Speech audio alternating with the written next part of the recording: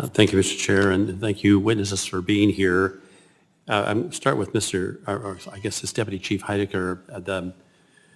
The HR 934 proposes to require the Secretary of Agriculture to carry out the activities to suppress wildfires. In meeting with various timber companies back in Oregon, they asked me if I would just do one thing when I got here, and that is to convince the Forest Service to put out the fire the moment they see it, as opposed to allowing it to burn. This legislation would do exactly that. Would you suggest that this legislation is not necessary right now? Yeah, thank you for the question. As we stated in our testimony, the concerns that we would have is that we would lose tools that are critical for us fighting fires. And if you look at our data, it's 96 or 98% of all of our fires are caught within the first 24 hours. So you have a very small percentage that are not, and I think it's 1% that we currently either monitor or manage for resource benefit. Let me just suggest that when I was out on the side of the various mountains, we drove around spending a couple of days looking at where the fires had not been put out as soon as they could have been. I will share with you that the damage was horrific, and it wasn't just the forest public land that was damaged. So I think the bill is absolutely necessary. Let's go to another question. I note that there in your budget for this year, 2023, there's $321 million allocated to management of hazardous fuels, and I'm very happy for the effort to clean up, if you will, the forests that under your 10-year plan you're working on. But I just want to know who's doing the work. Who's out there actually reducing fuel loads in the forest? Yeah, thank you for the question.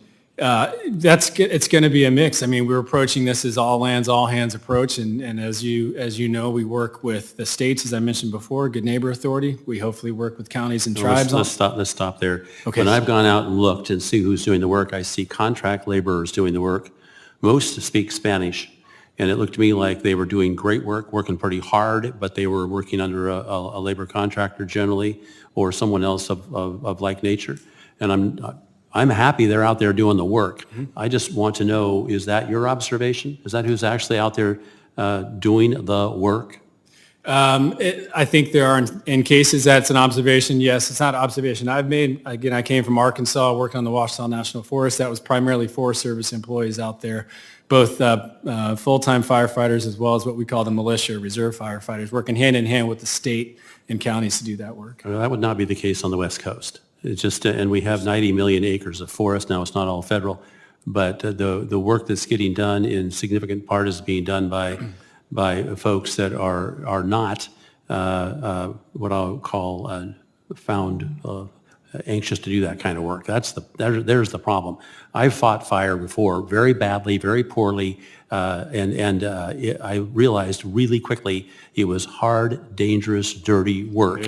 I've also gone out and cleaned up forests, believe it or not, when I was in high school, and it is hard, boring, hot, and most people don't want to do it. That's why I became a lawyer, so I wouldn't have to do it. And I'm just saying that it appears to me that the actual work that's being done to clean up the forest right now is primarily being done by immigrants.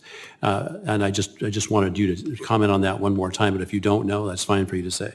Yeah, I don't have that in front of me, and I could talk to you about our wildland firefighter hiring numbers and those sorts of things. But I would just offer that it is a mix of contracts, it's partners through agreements, and our own employees.